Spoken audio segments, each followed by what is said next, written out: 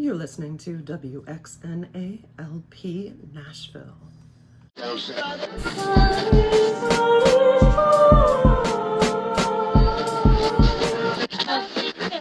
having a yard sale, but it was just our dignity, you know? We chanted the mother song. We held our breath. Inhale. Exhale.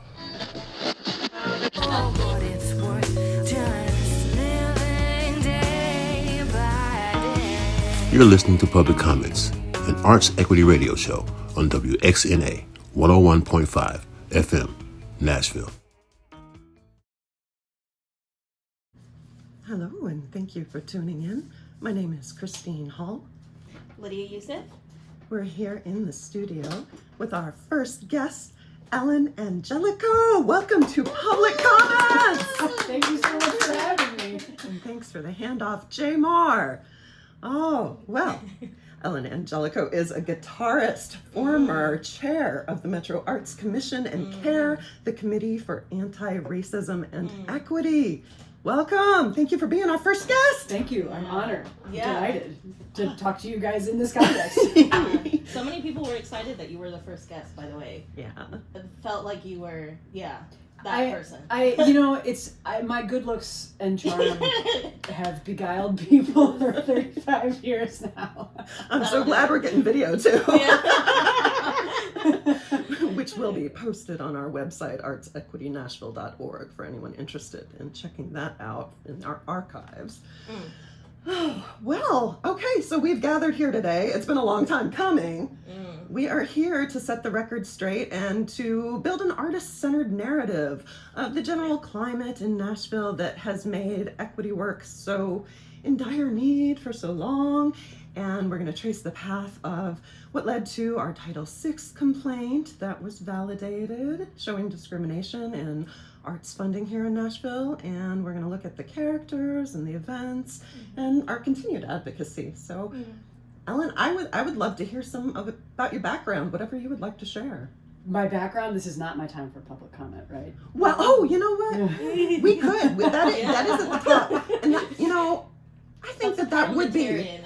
Let's intro with chair, that, and then we'll get into it. I'm really trying to fit within the confines of my 2 minutes here. Go. Nice. Yes. Oh, so is this my 2 minutes? Okay. Here Got I a go. timer and everything. In the grand tradition of public comments, I will be reading this off my phone. Oh. I love it. Snap, snap. I got into Metro Arts not so much as an art person as a Metro person. My councilwoman knew I wanted to serve my city and thought I'd be a good fit at Metro Arts, so she put me up for nomination with the mayor. After I was confirmed, I took people in the department out for coffee and tried to get the lay of the land. I quickly ascertained the tension between people trying to get equity work off the ground and people trying to keep the department running. I thought that was a little goofy. Why couldn't we do both? In my first few meetings, I asked questions about this kind of thing and found that as a run-of-the-mill commissioner, I couldn't drive the conversation. I was just there to make votes. So I joined the Committee for Anti-Racism and Equity and started having more in-depth conversations there. What I started to learn was that the tension between equity and running the department pretty much comes from the way Metro Arts was founded. If you read Nashville's Code of Ordinances where it talks about Metro Arts, 2.112 for the nerds, it is one of the purposes of the commission is to promote equity in the arts community. But then under powers and duties, there's no mechanism by which the commission can give money directly to artists. The commission can give to, quote, nonprofit charitable organizations and nonprofit civic organizations, and there's very specific definitions for both of those. Maybe that's what Metro Council thought was equitable when Metro Arts was written into the code, but my deep personal belief is that people closest to the problem are closest to the solution. And you create equity by distributing power to people who need it the most. The code is not written in a way that allows that. My time at Metro Arts ended because I couldn't handle the demand on my time and the amount of space it was taking up in my brain, especially if I wasn't getting paid. What I now believe, with the benefit of hindsight, is that many of Metro Arts' issues go a lot deeper than this one dysfunctional department. I believe a part of the path forward should be amending the code and creating structure for Metro Arts to succeed in equity work. Yes! Oh, we get to clap for these public comments. Was it under 2 minutes?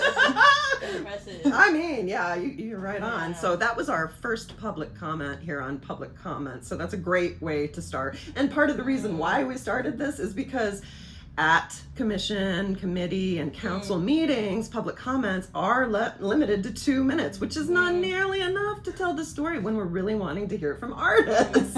So we now get to develop and expand on that. Really looking forward. I had to speak so quickly. Yeah. But I get it. I've made public comments at Metro Council all the time. I get it. Yeah, I mean, I like to submit the ones in writing, but I have to say, a lot of times I notice they're not in the packets. I don't know. Yeah. Something mysterious. I know, we just really want to make sure we're connecting and the voices are heard. So. Yeah. Allegedly. We gotta be legal here. I have a lot of things to say about your public comment, but I think we should give down the historical lay and properly introduce you first before we just like ram into let's talk about what's wrong. So maybe Ellen, if you could start by introducing yourself and your Nashville history, and then maybe we can talk about Metro Arts history and cushion that. Sure. Well, my name is Ellen Angelico. I have lived in Nashville since 2010, and I moved here to pursue, like everyone else, a career in the music business. And I've been incredibly fortunate to have a rich, diverse career in the music business. I've done music that I'm so proud of. I've had experiences that I only dreamed of having as a kid. And I, in so many ways, am who I wanted to be as a kid. When I look at my life now, I'm like, oh yeah, I'm making middle school Ellen real happy. And that feels like an enormous privilege. And so my mission in life is to leave this place better than I found it. Leave Nashville better than I found it, leave the music business better than I found it. And that kind of is how I ended up on Metro Arts. I saw that to make my community better, I needed to know what was going on at the government level. I needed to know what was going on at Metro. My interest in that caught the attention of my councilwoman, which is how I ended up on Metro Arts. Yeah, that's pretty awesome because we're working at the micro level of the macro and it all feeds in. Yep, that's exactly right. I'm very intrigued that you're one of the few Metro Arts commissioners who also was an artist, or is an artist, which really impacts a way someone's coming into the space as well. And I'm sure also the conversations you were having. So could you speak to that as well? Oh, for sure. I mean, I definitely viewed it as an asset. My experience, working as an art professional. Now, granted, in a different world of art, I primarily work in country music, which is very commercial. The music business in a cosmic sense is very young, but the commercialization of it is a part of Nashville. It's like that is the economy of music is a well-defined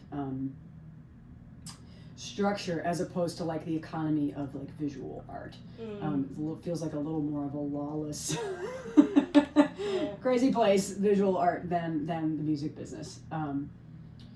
So I have like, in some way I have kind of a skewed sense of how my art is valuable, and on the other, like maybe I have like a really great sense of what it is, because every time I put a guitar on, I know I'm gonna make X hundred amount of dollars, and not every visual artist or dance artist or whatever has that same fortune.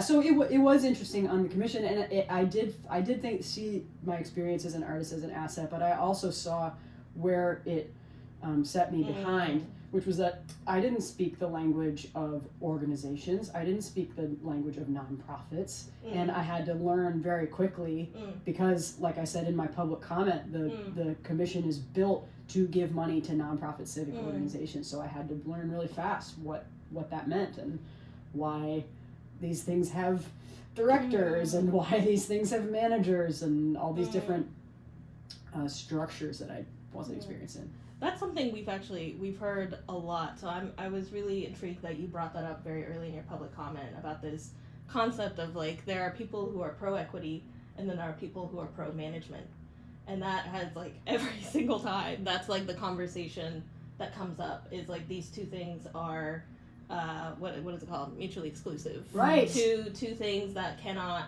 you know, either you are pro, and I think management is code for something else, but like, yeah, Sure. you know, you're pro management or you're pro equity.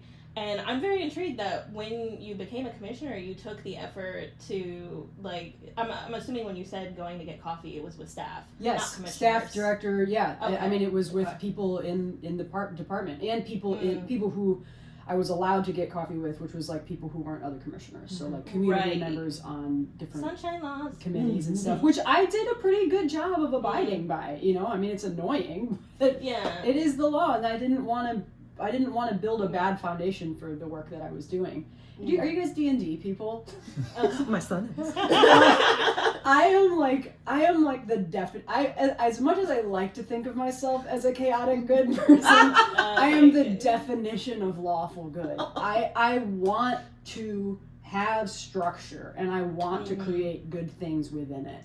Well, I think that's also the misconception about the people who are pro-equity coming in, is that, you know, people who are pro-equity are not, they want to like mess things up and they don't want structure. Right. But I think actually the inequity is what doesn't have structure. Yes. And is not fair and is kind of crazy when you look at the numbers coming out of it. Because this is also something that has really, you know, ticked me off, that you have like someone like Beverly Watts, who is now on the commission, very clear equity worker, who has asked commissioners, what is the process we want to set up, like multiple times.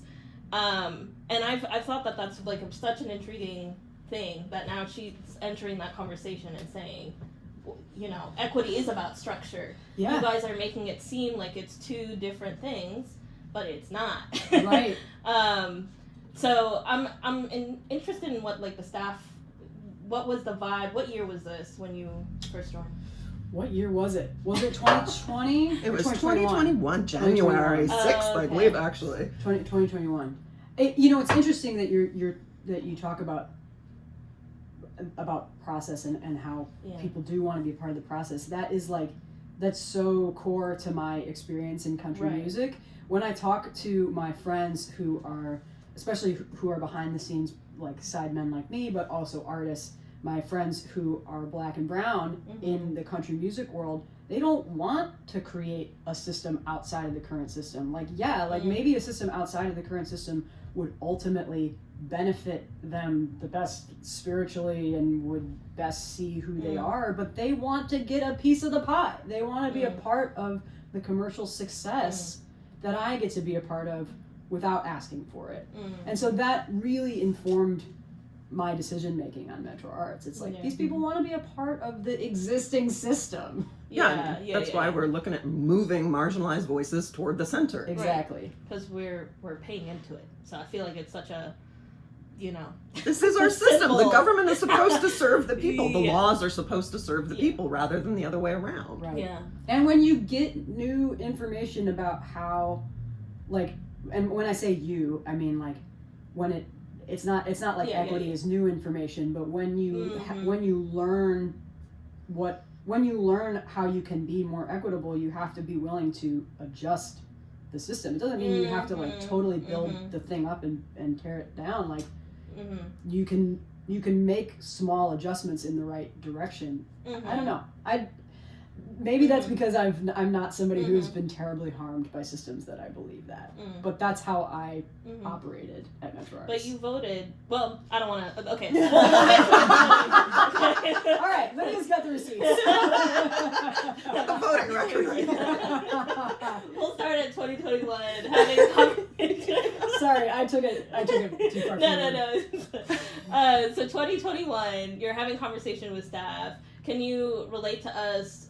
Because 2021 was a big year also for Metro Arts. Yeah. And in the conversation of equity, can you kind of contextualize what were staff saying, what were commissioners saying, and do you feel like it's different from the conversation now that you're hearing? Yeah. I think the first thing that I think of when you ask me if there's something different, I think now it seems, and granted, I have been away from the department for long enough time now that the details are more fuzzy to me, and I've not been following the situation as closely just because It's a lot. it was a drain on me, and would like to not be quite so drained. So forgive me if I'm not totally reading the tenor of the current conversation correctly, but my sense is that there is a broader acceptance that this isn't working. I feel that when I started having that conversation, there was more people who were trying to be like, no, this is like fine, everything's fine, like don't worry about it. I mean, it's gotten progressively worse, but still there's this effort right now to frame it as, oh, they had one bad year. But what we're doing as part of the show and this episode is establishing there was a pattern, there was an issue. Since the inception of Metro Arts, 70% of that funding has gone to 10 largely white-led organizations, and there were persistent inequities present, even though the very mission of Metro Arts is for equity, and now it's been encoded in Metro Code that the purpose is equity. Right. Well, the purpose is, but then when it comes to how does it discharge that purpose, it doesn't comport with my understanding of equity. Exactly. Yeah, I mean, exactly. I agree with you. Exactly. Yeah. There's a lot of, we're all pro-equity here, and they just throwing the word around, but keeping the same procedures and the same idea about who's an artist and what is art. And it does matter to say the word equity. It does matter that part is in the code. I think that's great. Yeah. Metro Arts was the first department to have an equity statement. Like, I think that stuff is awesome, and it does matter. That's how you lay the foundation. But then how do you operationalize it? Yeah. Right. And really thinking about, a lot of people when we talk about Arts Equity Nashville, they think of this like, oh, this is like a group of people who just came out of the woodwork, but I feel like as if like it's been built by so many people. The person who came through and said we're adding equity to the mission has done us a great service in our work, and the people who created Thrive 10 years ago set that foundation. So I am also, a lot of people also don't like the, equity is incremental, and we have to wait. I also don't like being told to wait, but I do think that like everyone chipping away in the way that they can. I'd rather frame it that way than incremental and like, let's wait next year, we'll do it next year, and saying what can we chip away, what can we do right now for artists, and seeing how much that has built up to kind of a moment where there is all eyes on this department. I'm also intrigued when you came in 2021. This is, I think, the smallest department in Metro, right? Yeah. So I think that's, wow. like the budget is the smallest budget in Metro, I think. Oh. We would love to be corrected if somebody... Yeah. And that's why there's so many people in Metro kind of like trying to push it to the side as well. Is Andrea Blackman's office considered a separate office? Yes. Or is it part of finance? Well, so finance is a big department. Yes. But anyway. Yes. So it's not like health or the police. It's like it's Metro Arts. So I'm wondering, when you started off in the commission and you were doing this work, what were some of the pushbacks that you felt in doing the equity work? And well, I think in my very first meeting, or possibly my second meeting, I asked if we knew how many trans artists we had, and it was not. I ran afoul of Robert's Rules of Order in that way, because it was not part of the agenda, and so it was. So I was pushed back on in that, but that led me to again, like I'm saying about systems, like I was it instead of me. It just made me want to better understand why I couldn't talk about that stuff right now, and I wanted to talk about that stuff right now, so that's what led to me joining a committee, the Committee for Anti-Racism and Equity, where I could drive that conversation a little more and try to bubble it up to the commission level. Yeah, I mean, because through solidarity, we're building momentum, which leads to lasting change. I mean, that's the idea. We've got to see it through, and you're following those steps so it can be heard, so it can be enacted. Right. What was going on in CARE during that time? Because 2021, momentous year, Metro Arts, a lot of shifting. Yeah, I don't feel totally qualified to say. It did feel like there was some changes taking place. Like I know that community members were rolling on and off, and it it did seem like people with some of the institutional knowledge were falling away, and some of the people with institutional knowledge incredibly have chosen to stay even through today, which I think is vital.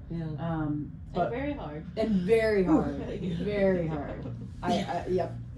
Shout out to those guys. But it did feel like there was a shift kind of happening, like people were running out of gas.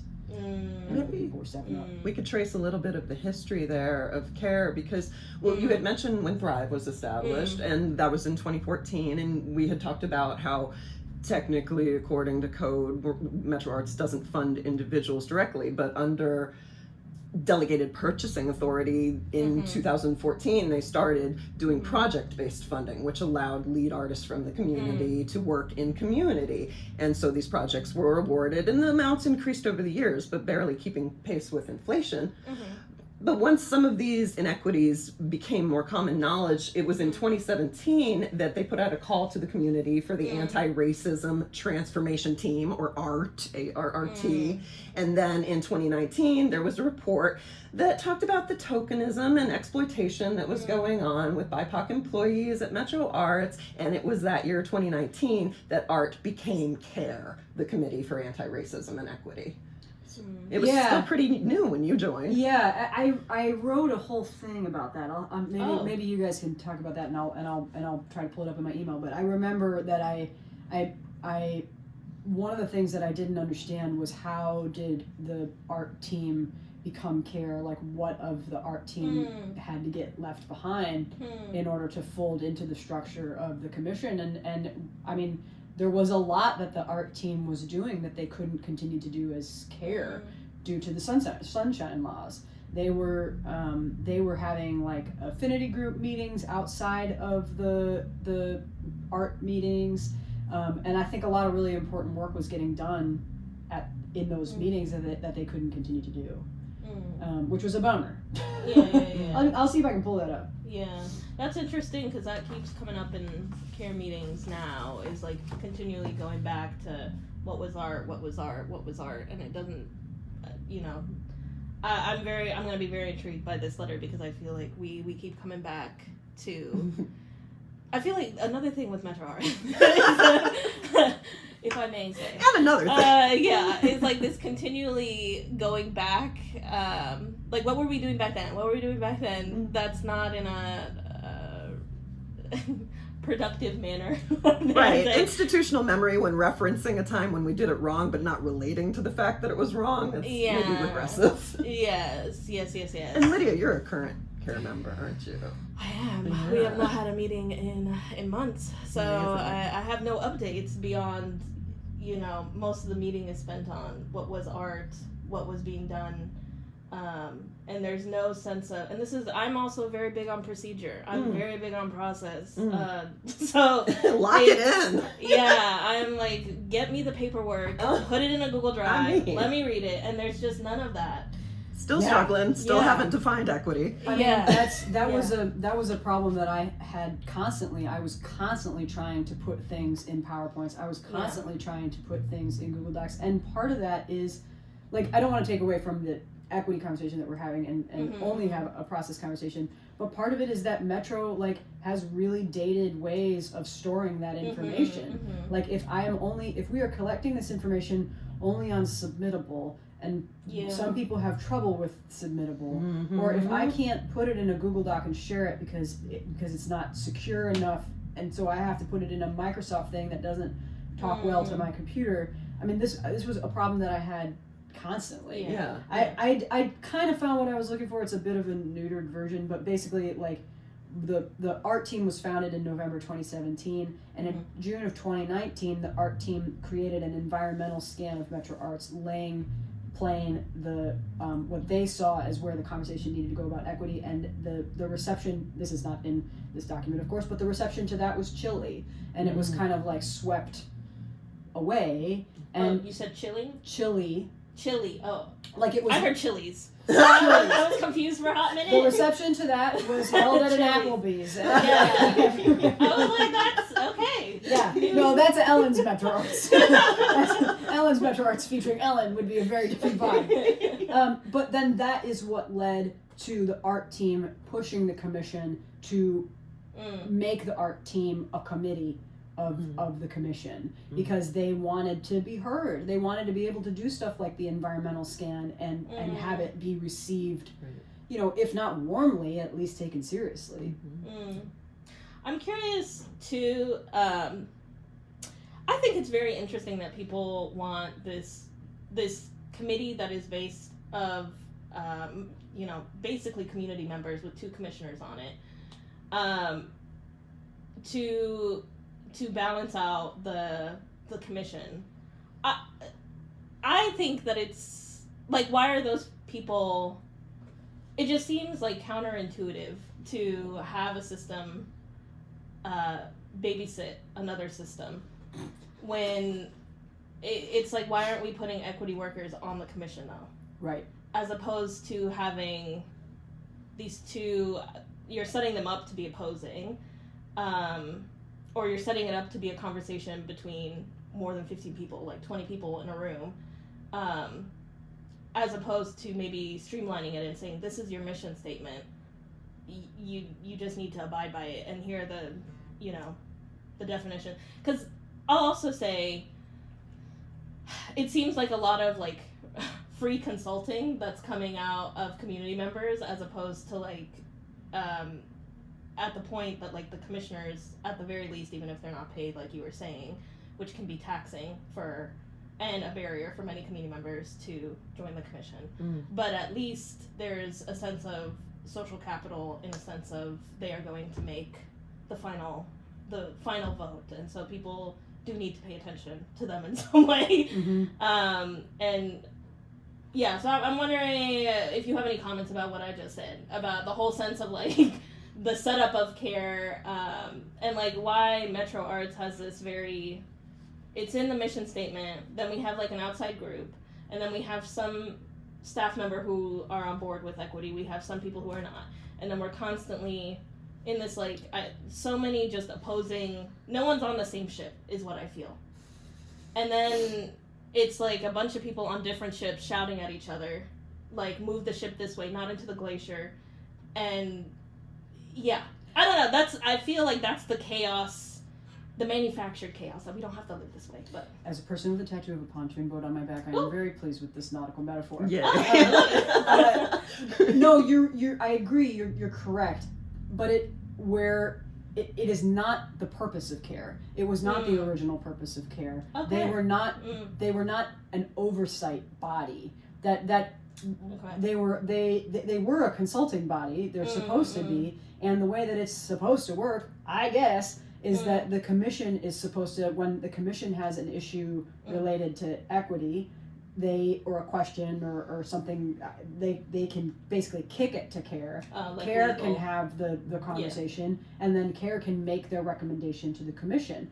This is exactly the way that the Public Art Committee works. This is exactly the way that the Grants Committee works.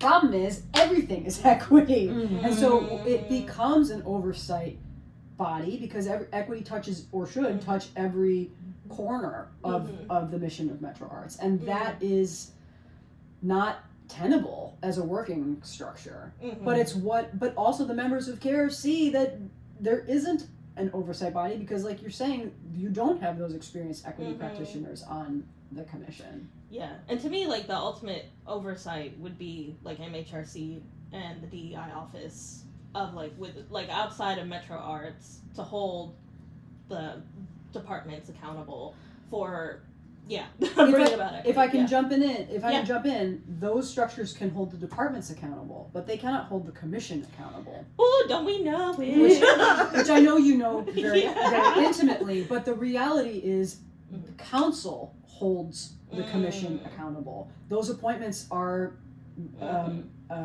don't want to say vetted, those appointments are made by the mayor, and then they're approved by council. Right. And so, to get somebody off of the commission, the council needs to say, we're gonna undo that work that we did. And it's like the highest threshold. Yeah, it's beyond a simple majority. That's why I centered council in my public comment, because that is the actual oversight body of boards and commissions. You know, I mean, I'm not trying to deflect the dysfunction of Metro Arts, but Metro Arts is not the only commission that's running wild out here. No. And Metro Council does equally little with those other commissions. And why is that? There's not a broad public understanding of how these structures work and don't work. Right. Yeah, no. And that's why it matters what happens at Metro Arts too. Yes. Like, I'll always say, the people who watch Arts Equity Nashville Stories come from other departments in Metro. So they are watching this very closely to see how it turns out for their department. Right.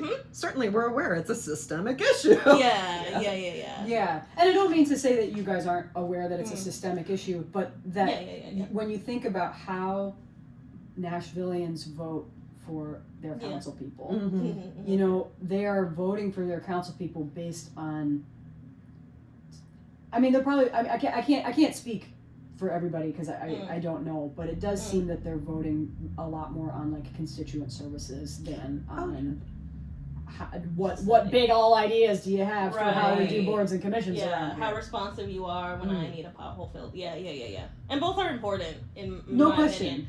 But And eventually translate into services. Arts will definitely result in services being available in a community. The betterment of the arts community is the betterment of the community. Right. And this is what that's what I learned when I was about to resign, and I started talking to council people about what it would take to really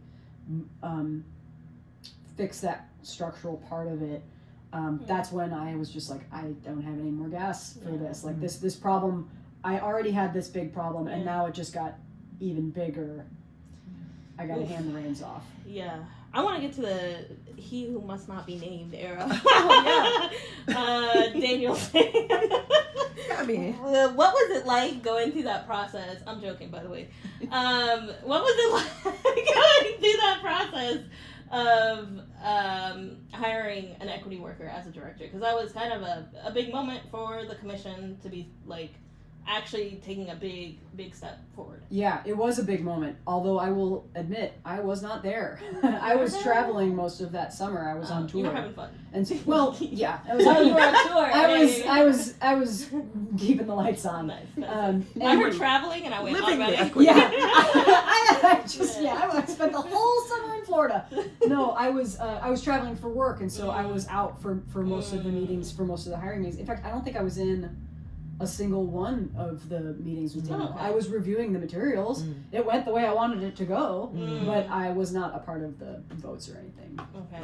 I mean, we could look back and just trace that need, because we had talked about the creation of art and then that becoming care. I mean, concurrently from 2018 to 2021, there were 4 staff members who were put on performance improvement plans, quote unquote. 3 of those 4 were Black women.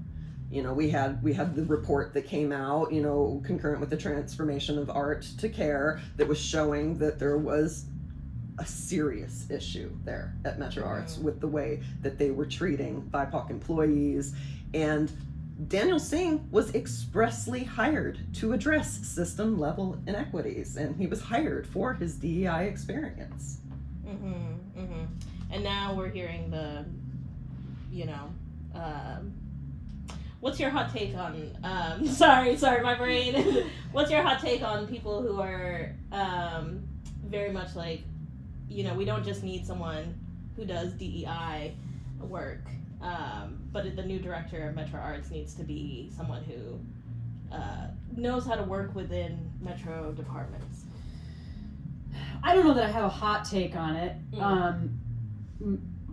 Don't apologize for your brain. I like your brain. I like both of your brains a whole lot. And you know, I had great conversations with both of you while I was chair and before I was chair about how this work could possibly get operationalized. And so to that end, it you know, it is my personal belief that a successful director of Metro Arts would have some desire to I don't want to say like play the game, but at least like know that there's a game, you know, because we're in this system, you know. So, and if we're gonna create a lasting, successful department, we still have to be government, and that's gonna mean that we're gonna miss the mark.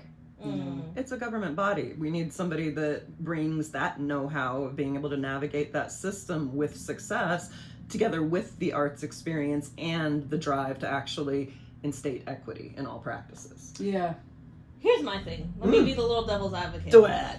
I think, I think I understand where people are coming from with that, but I also think there has to be a little bit of spunk in a person, because clearly, if it's a systemic issue throughout Metro, you are not going to work well with everyone. Like, you're gonna be up against the mayor's office, because those are the mayor's donors who are getting funded by Metro Arts.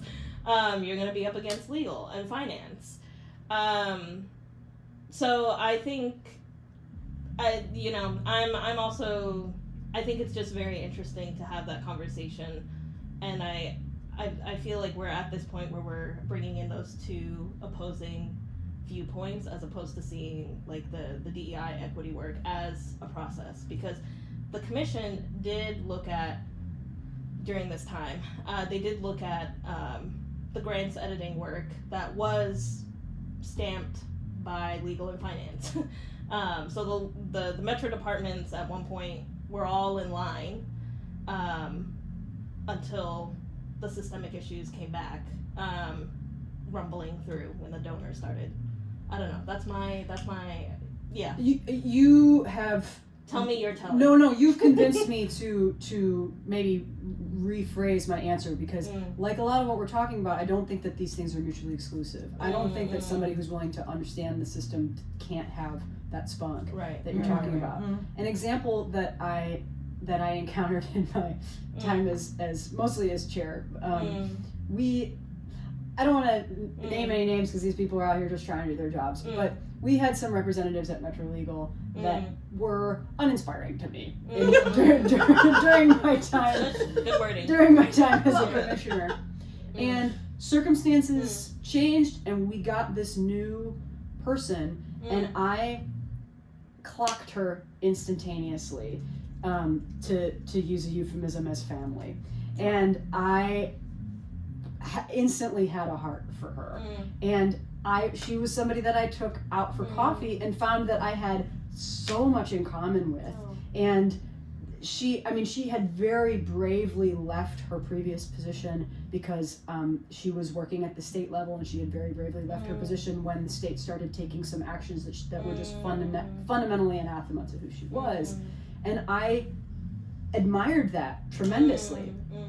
Now, did I think I was gonna get like a creative collaborator on these kind of thorny questions out of Metro Legal? No. But did I think that if there was anybody who I could go to when I had a question about legality, and get somebody who on some small DNA level believed the same things about equity that I did? Like, so I think that's what I mean by being willing to play the game. Be willing to see the people in the system as, even if you don't see them as partners, even if you don't see them as thought partners, they can help you get where you want to go. You know, yeah, you are going to make enemies of these people when you're trying to make change. I don't discount that at all. But there can still be a way to connect with them that would benefit you. And maybe maybe that's my own, like, my whiteness, my not being damaged by the system, believing that can be for the best. I don't know. I'm willing to be wrong on that. No, I think something, I'll speak for myself, that I've struggled with is that I know that there are people within these systems that are good people that are doing their best, but at the same time there's a lot of harm coming out of this, and to balance that, as especially people on the outside, which I think is like the important part of, you know, what all advocates for the arts do, is being on the outside trying to, you know, you're going to choose the community ultimately, and to be on the commission you got to have thick skin to know that people are going to choose the people. Absolutely. And that's something I appreciate about you. I remember that November 2023 meeting, that last meeting, and it was very very obvious that there was a lot of tensions, and I felt like you handled it with a lot of thick skin, and thanks. you were you held the line.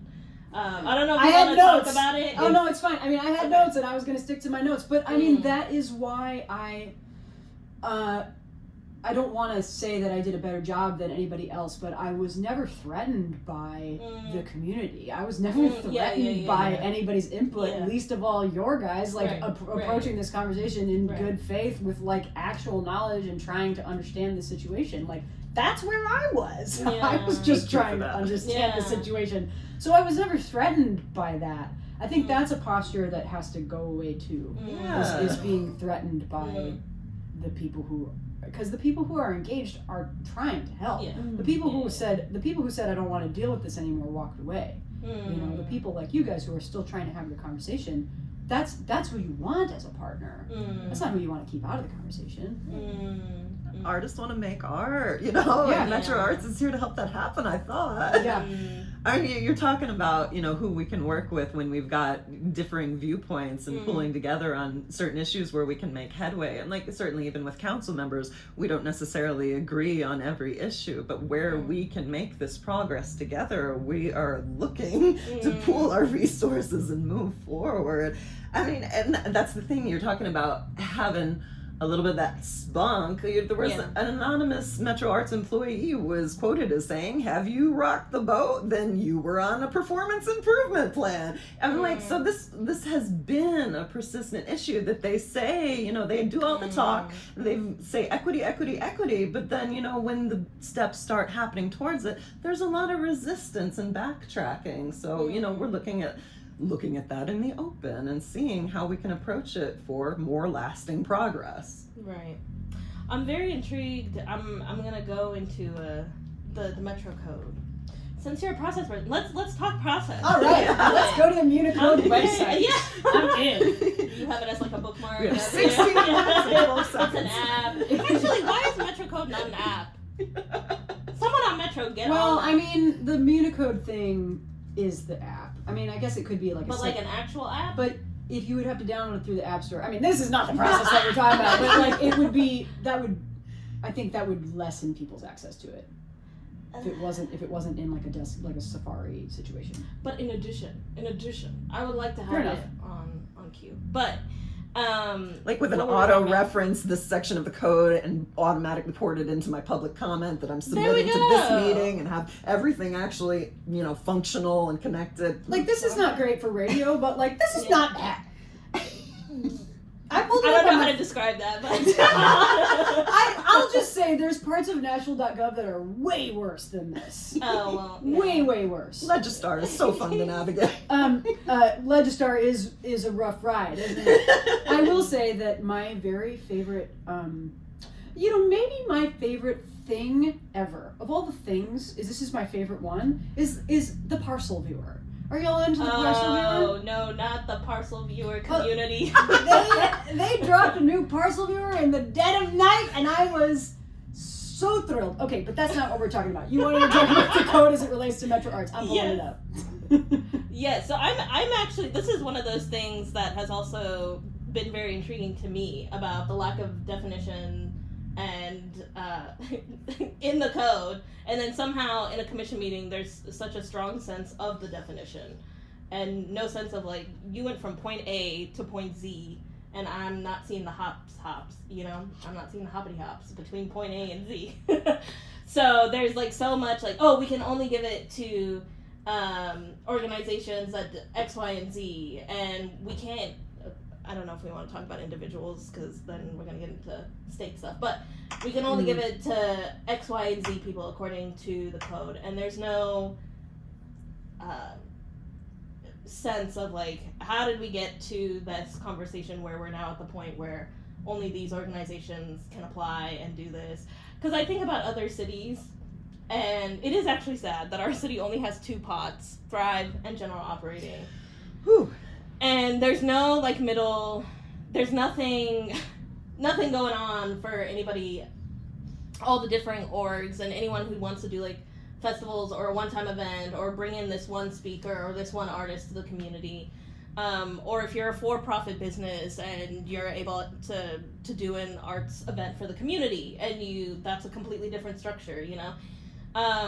So anyways, there's just no middle ground in Nashville, and I'm wondering if you could share your thoughts on the sense of how much the code, if it's a code issue you feel, or if it's more of, like, how does that discussion, yes. Okay, so then perhaps let me clarify something in my public comment a little bit. Or actually, I think I did a good job of communicating this. I just sort of buried it, which is that this is not the only solution. Fixing the code is not going to magically fix everything. You know, like you guys were saying, like the word equity is getting tossed around all the time, and equity still isn't happening. Just putting the words in doesn't fix it. Right.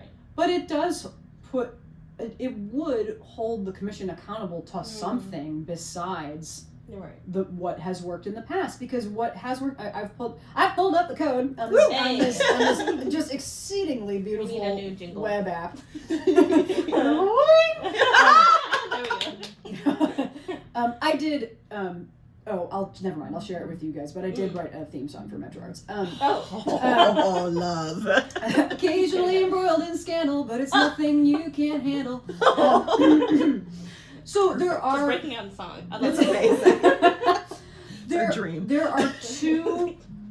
Under the section that's called Powers and Duties, it's letter H is about awarding funds, and there are 2 things that Metro Arts can award funds to. One is called a nonprofit charitable organization, and the other is called a nonprofit civic organization, and they have long definitions of what that means. And so when you look at how Metro Arts gives money and where money flows most effectively, it flows most effectively to things that fit those very specific definitions. And that's why Thrive has to go through procurement. I mean, I'm not telling you guys anything you don't know, but that's why Thrive has to go through procurement, and why it's this like convoluted process that's now being challenged. It wouldn't be challenged if it was in there. You know, it might not get done if it was in there, but it wouldn't be challenged. Right. But then I think you mentioned this too, of like the code being written up at a time that clearly there were clear forces in creating it. And so I think the question for equity workers is, you know, navigating that level of sternness of like, this is the law, and bringing on, okay, well, the law is discriminatory, Right. or is not doing its best. Right. So, what are your thoughts on that? Well, that just comes down to how do you want to use your activism? Do you want to use it to push against the commission? Do you want to use it to push against council? Like, do you like? I think, and that now I'm talking about something much more broad, which is just how I think about organizing in general. Yes, it's just do like, it. Organize where your heart is, like organize where your people are.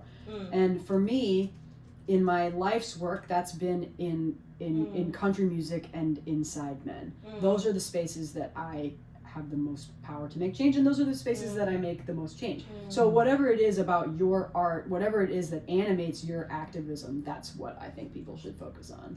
I mean, I can certainly have my ideas about what I think would be best, but that was being on the commission, and look where that got me. I mean, you voted to fund, so you held the line for a lot of artists.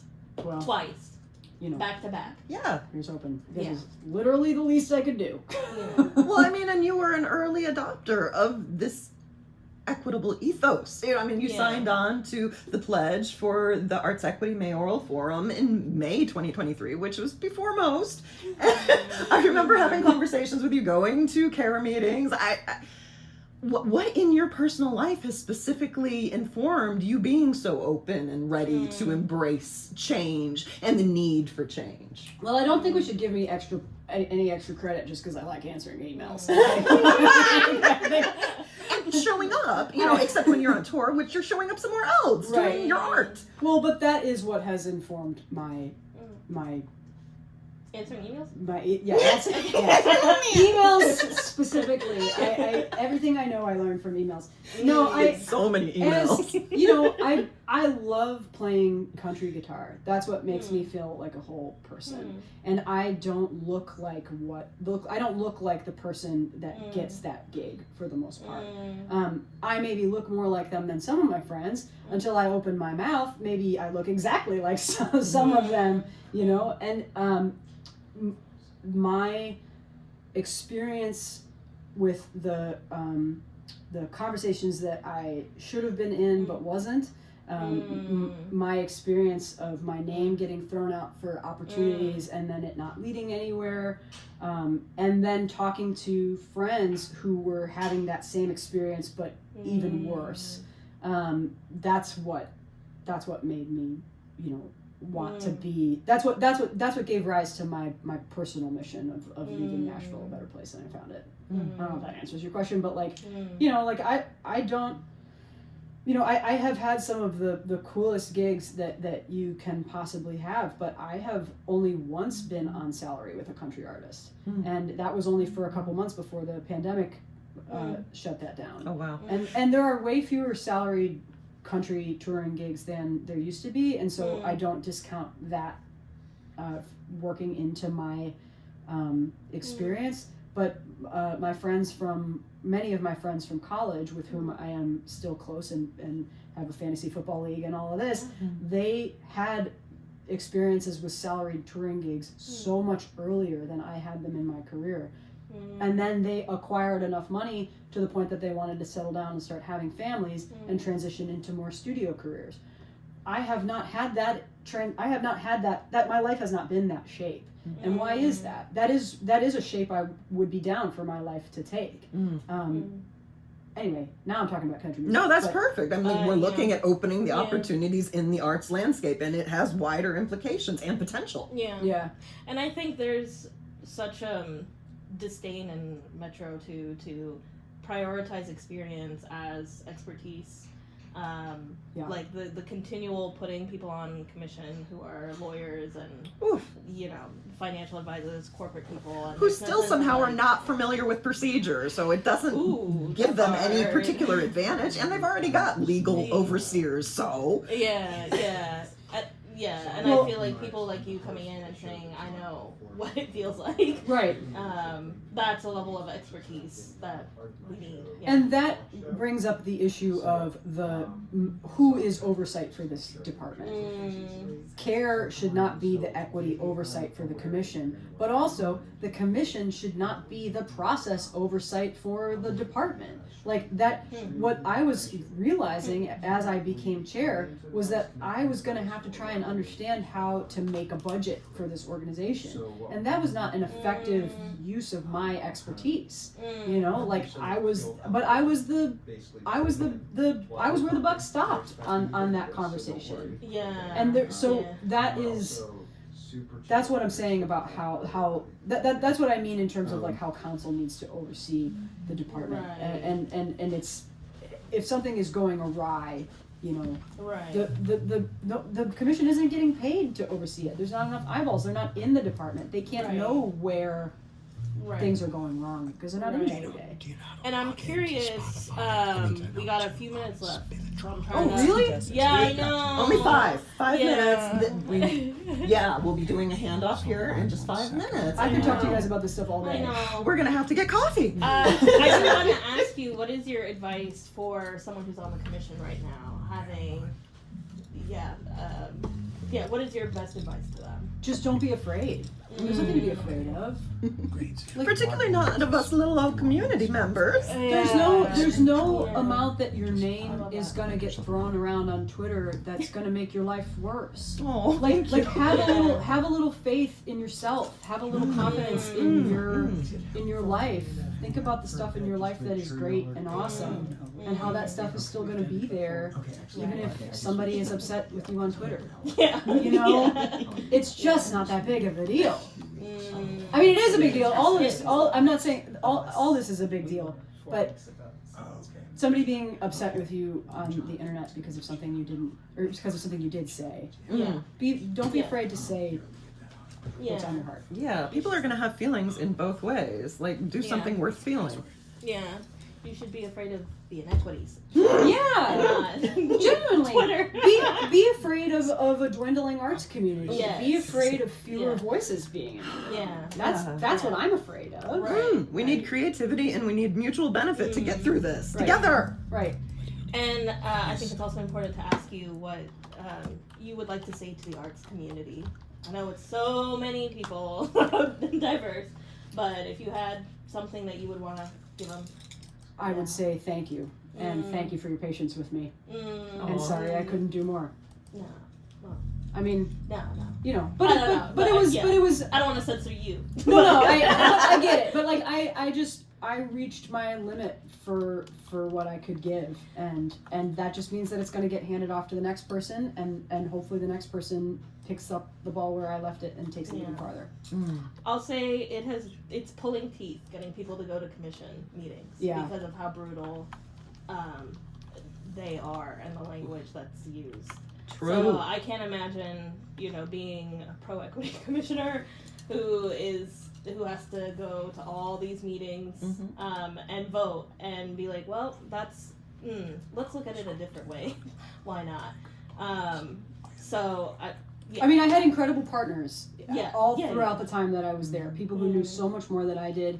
If I can have as much of the wisdom that Mattia Powell has in her elbow, I will consider my life a success. So it's not just me. It wasn't ever just me. Well, it's been hard to lose so many equity workers, and we're looking at bringing in a new crop. Yeah. Ellen Angelico, thank you so much for taking the time to speak with us today, for your continued service to the arts community, both through your art and through your advocacy. You can, if you are interested in learning more, and keeping up with Ellen Angelico, got ellenangelico.com. You could visit if you're interested. On Instagram at Ellen Angelico. If you want to learn more about Arts Equity Nashville, we've got a website, artsequitynashville.org, and we're on Instagram at Arts Equity Nashville. We want to thank WXNA LP Nashville for this opportunity, and we are really enjoying the public comments so far, so can't wait to get some more in here. We'll be back next Saturday, February 1st, from 1 to 2 p.m. Central. Our guest will be Cynthia Harris, and that episode is What Does Progressive Mean? Wow. Can't wait to hear that. Yeah.